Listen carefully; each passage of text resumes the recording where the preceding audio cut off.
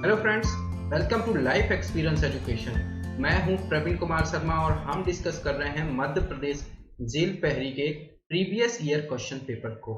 इसमें हम part first general knowledge के बारे में डिस्कस करेंगे और ये जो पेपर है 1 अक्टूबर 2018 का आफ्टरनून सेशन का ये पेपर है। इसको हमने कोड किया है पेपर सेट 5 के नाम से और ये इंग्लिश और हिंदी दोनों ही लैंग्वेजेस में होगा। साथ ही में इसका जो सिलेबस है इसमें 5 सेक्शन से क्वेश्चन पूछे जाते हैं, जिसमें कि general knowledge, Hindi, English, maths और जनरल साइंस, ये 5 पार्ट्स होंगे और ईच पार्ट कवर अप करता है 20 मार्क्स को और ये टोटल मार्क्स हो जाएगा 100 मार्क्स का ये क्वेश्चन पेपर रहेगा। तो हम डिस्कस करने वाले हैं जनरल नॉलेज को। तो स्टार्ट करते हैं लेक्चर को बिना किसी देरी के क्वेश्चन नंबर फर्स्ट के साथ।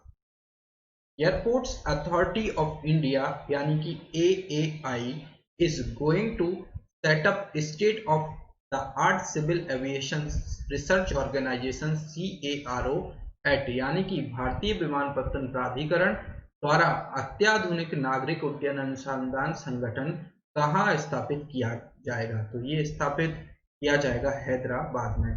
तो सी इसका हो जाएगा राइट आंसर। और साथ ही में यदि हम एयरपोर्ट अथॉरिटी ऑफ इंडिया के बारे में बात करें तो इसका जो फॉर्मेशन हुआ है 1995 में, इसका हेडक्वार्टर है न्यू दिल्ली में और चेयरमैन है अरविंदर सिंह। तो इतना कुछ इससे रिलेटेड इंपॉर्टेंट फैक्ट्स भी हमें याद रखना है। नेक्स्ट क्वेश्चन है the power ministry is considering which temperature as default setting for the air conditioner in India, यानी कि बिजली मंत्रालय भारत में एयर कंडीशनर के लिए किस तापमान को डिफॉल्ट सेटिंग हेतु ध्यान में रख रहा है। तो जब भी हम एयर कंडीशनर चालू करते हैं तो जो डिफॉल्ट टेम्परेचर सेट रहता है तो ये रहता है 24 डिग्री सेल्सियस। तो डी इसका हो जाएगा राइट आंसर। वहीं हम जापान की बात करें तो ये 28 रहता है और अमेरिका की बात करें तो 26 डिफॉल्ट टेम्परेचर, यानी कि जब भी हम एयर कंडीशनर चालू करते हैं तो जो ऑलरेडी सेट टेम्परेचर उसमें आता है वो डिफॉल्ट टेम्परेचर कहलाता है, जो कि इंडिया में 24 डिग्री सेल्सियस है। तो डी इसका हो जाएगा राइट आंसर। नेक्स्ट क्वेश्चन है द देवरी घड़ियाल rearing centre in Madhya Pradesh is located at the, Madhya Pradesh में देवरी घड़ियाल रियरिंग सेंटर कहाँ स्थित है। तो ये देवरी घड़ियाल रियरिंग सेंटर है, ये स्थित है नेशनल चंबल सेंचुरी में, यानी कि राष्ट्रीय चंबल अभ्यारण्य में ये स्थित है। तो बी इसका हो जाएगा करेक्ट आंसर। नेक्स्ट क्वेश्चन है who was the other Indian who received the 2018 Ramon Magsaysay award with Bharat Vatwani, यानी कि किस अन्य भारतीय को भारत वटवानी के साथ 2018 में रेमन मैग्सेसे पुरस्कार से सम्मानित किया गया था। तो दो लोगों को मिला था, एक का नाम है भारत वटवानी और सेकंड जो है उनका नाम है सोनम वांगचुक। तो डी इसका हो जाएगा राइट आंसर। अब ये जो रेमन मैग्सेसे अवार्ड है इसको कहा जाता है Asian version of the Nobel prize. क्या कहा जाता है? Asian version of the Nobel prize. तो जो 2018 में मिला था सोनम वांगचुक और भारत वटवानी। जो सोनम वांगचुक हैं इनको एजुकेशन एंड साइंस के फील्ड में मिला था और जो भारत वटवानी हैं इनको जो मेंटल हेल्थ जो होती हैं उनके फील्ड उसके फील्ड में इनको मिला था। तो डी इसका हो जाएगा करेक्ट आंसर। नेक्स्ट क्वेश्चन की तरफ बढ़ते हैं। Who was the first Indian women to win an Olympic medal, यानी कि ओलंपिक पदक जीतने वाली प्रथम भारतीय महिला कौन थी। तो प्रथम भारतीय महिला कौन है जिन्होंने ओलंपिक में मेडल जीता था? तो इनका नाम है कर्णम मल्लेश्वरी।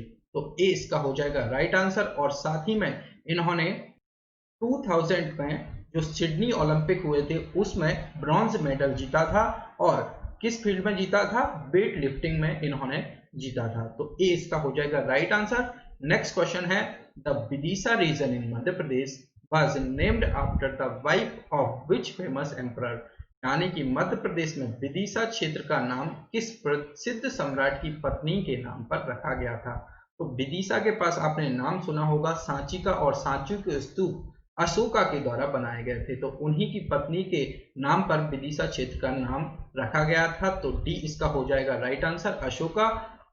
नेक्स्ट क्वेश्चन है the Heliodorus pillar in Vidisha is dedicated to which god, यानी कि विदिशा में हेलिओडोरस स्तंभ किस भगवान को समर्पित है। तो ये जो हेलिओडोरस स्तंभ है, पिलर है, ये लॉर्ड विष्णु यानी कि भगवान विष्णु को समर्पित है। तो ए इसका हो जाएगा राइट आंसर। नेक्स्ट क्वेश्चन की तरफ बढ़ते हैं। The techno economic appraisal of irrigation, flood control and multipurpose project is conducted by, यानी कि सिंचाई, बाढ़ नियंत्रण और बहुउद्देशीय परियोजनाओं का तकनीकी आर्थिक मूल्यांकन किसके द्वारा आयोजित किया जाता है। तो ये कंडक्ट करवाया जाता है सेंट्रल वाटर कमीशन के द्वारा, यानी कि केंद्रीय जल आयोग के द्वारा। और हमारे जल शक्ति मंत्री अभी प्रेजेंट टाइम पर कौन है? गजेंद्र सिंह शेखावत हमारे हैं प्रेजेंट टाइम के जल मंत्री, जल शक्ति मंत्री। तो डी इसका हो जाएगा right answer.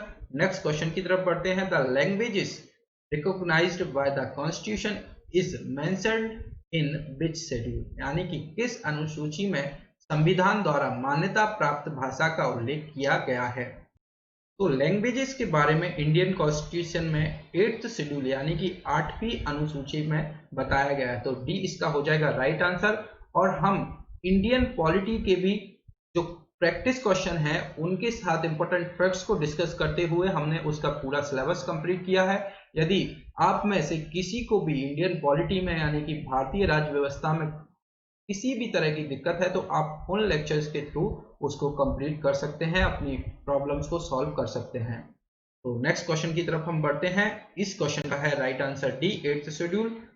The central government in May 2018 has approved the establishment of National Institute of Mental Health NIMHR in which city, यानी कि मई 2018 में केंद्र सरकार ने राष्ट्रीय मानसिक स्वास्थ्य पुनर्वास संस्थान की स्थापना को किस शहर में मंजूरी दी है।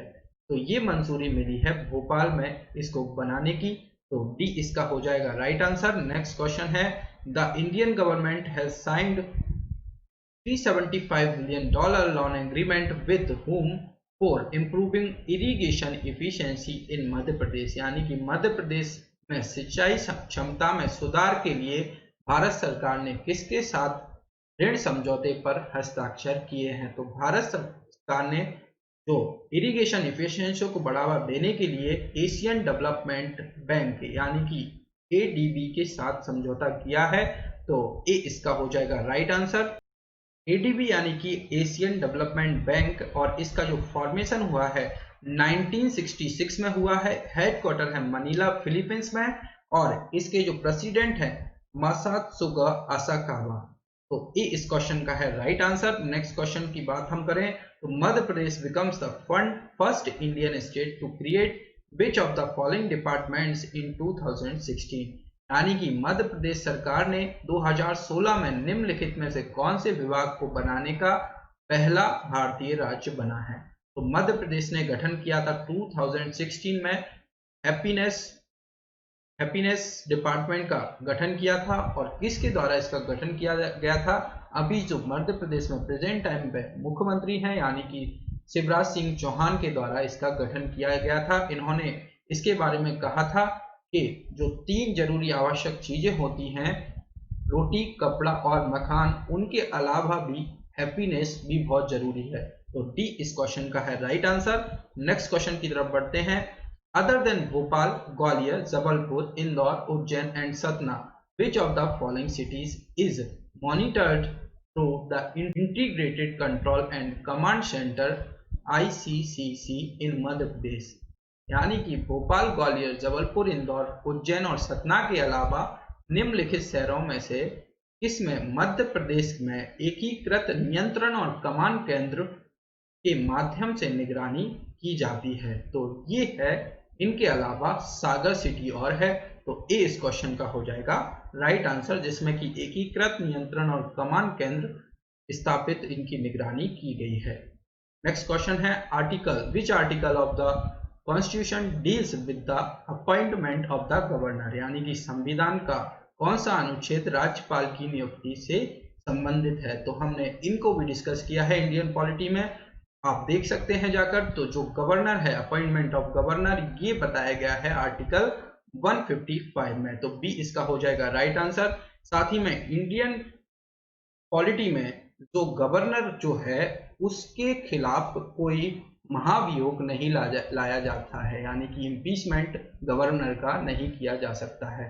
तो बी इस क्वेश्चन का हो जाएगा राइट आंसर। नेक्स्ट क्वेश्चन है, name the location in Madhya Pradesh where the war memorial Shaurya Smarak was inaugurated, यानी कि मध्य प्रदेश में उस स्थान का नाम बताएं जहां युद्ध स्मारक शौर्य स्मारक का उद्घाटन किया गया था। तो जो शौर्य स्मारक है ये बनाया गया भोपाल में, मध्य प्रदेश के भोपाल में इसको बनाया गया है। तो सी इसका हो जाएगा राइट आंसर। नेक्स्ट क्वेश्चन की तरफ बढ़ते हैं, name the Indian sports personality who was awarded the Bharat Ratna in 2014, यानी कि उस भारतीय खिलाड़ी का नाम बताइए जिन्हें 2014 में भारत रत्न से सम्मानित किया गया था। तो 2014 में भारत रत्न मिला था सचिन तेंदुलकर को। तो ए इसका हो जाएगा राइट आंसर। नेक्स्ट क्वेश्चन है, name the mosque in Bhopal known as the crown of mosque as is also the largest in India, यानी कि भोपाल में किस मस्जिद को मस्जिद के ताज के रूप में जाना जाता है और यह भारत में भी सबसे बड़ी मस्जिद है। तो इसका नाम है ताज उल मस्जिद। ताज उल मस्जिद के नाम से ये फेमस है और ये भोपाल में है। तो डी इसका हो जाएगा राइट आंसर। नेक्स्ट क्वेश्चन है, विच of the following is correctly matched, यानी कि निम्नलिखित में से कौन सा युग्म सही है। तो ये आपको पता होना चाहिए, जो अंडमान एंड निकोबार आइसलैंड है उसमें कौन कौन से पीक हैं और किस में ये पीक हैं। तो ये जो सैडल पीक आपने नाम भी सुना होगा, ये है नॉर्थ अंडमान आइसलैंड में। तो डी इसका हो जाएगा करेक्ट आंसर। नेक्स्ट क्वेश्चन की तरफ बढ़ते हैं, which one of the following is regarded as the first blueprint of Indian planning process, यानी कि निम्नलिखित में से किसे भारतीय योजना प्रक्रिया के प्रथम ब्लूप्रिंट के रूप में माना जाता है। तो किसको माना जाता है, विश्वेश्वरैया प्लान को माना जाता है प्रथम ब्लूप्रिंट के रूप में। तो डी इस क्वेश्चन का हो जाएगा राइट आंसर। नेक्स्ट क्वेश्चन है, इन जुलाई 2018 Anjali Ella Menon has been conferred with prestigious award by the Madhya Pradesh government for visual art, यानी कि जुलाई 2018 में अंजलि इला मेनन को मध्य प्रदेश सरकार द्वारा दृश्य कला के लिए किस प्रतिष्ठित पुरस्कार से सम्मानित किया गया है। तो इनको सम्मानित किया गया है कालिदास सम्मान से। तो सी इस क्वेश्चन का हो जाएगा राइट आंसर। और इस क्वेश्चन को हम पहले भी डिस्कस कर चुके हैं, एमपी जेल पहरी का जो 29 सितंबर का पेपर था उसमें हमने इसको डिस्कस किया था। यदि अभी तक आपने प्रीवियस पेपर्स को नहीं देखा है तो आप प्लेलिस्ट में जाकर इनको देख सकते हैं। तो सी इस क्वेश्चन का है राइट आंसर। ये था आज का लास्ट क्वेश्चन। लेक्चर आपको पसंद आए तो लाइक और शेयर जरूर कीजिए अपने फ्रेंड्स के साथ, और लाइफ एक्सपीरियंस एजुकेशन को जुड़ने के लिए आप चैनल को सब्सक्राइब भी कीजिए। Thank you.